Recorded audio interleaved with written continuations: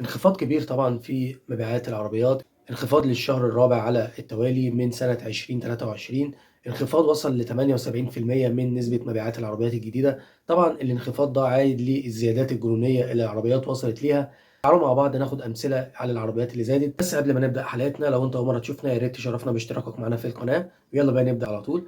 أول عربية معانا في الزيادات طبعًا هي العربية النيسان الصني. النيسان الصني سعرها كان بيبتدي من 190,000 لحد 245,000 الأعلى فئة فيها.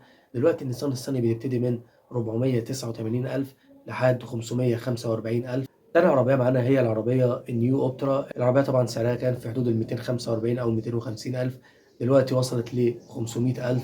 نخش بعد كده على العربيات الياباني. أول عربية معانا العربية السوزوكي الإسبريسو، طبعًا عربية هاتشباك صغيرة جدًا، سعرها كان في حدود ال145,000 أو 160,000، دلوقتي سعرها وصل ل300,000.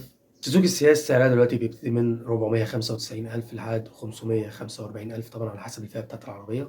الواحد حزين والله يا جماعة وهو بيقول الأسعار ديّة، بس للأسف دي أسعار واقعية. رينول ميجان سعرها دلوقتي بيبتدي من 770,000 لحد 980,000 طبعًا على حسب الفئة بتاعة العربية.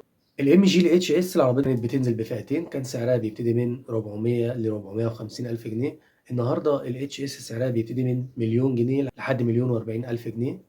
قيس طبعًا على كده أغلبية العربيات اللي موجودة في السوق طبعًا زادت نفس الكلام برضه، بس للأسف دي أسعار موجودة في السوق ومش عارفين الأسعار دي هتزيد لحد فين. نتمنى طبعًا إن الأسعار تستقر خلال الفترة اللي جاية. وبكده يا جماعة تكون خلصت حلقتنا، أتمنى إن الحلقة تكون عجبت حضراتكم. لو حد عنده استفسار يا ريت يكتب لنا في الكومنتات. أشوفكم على خير والسلام عليكم ورحمة الله وبركاته.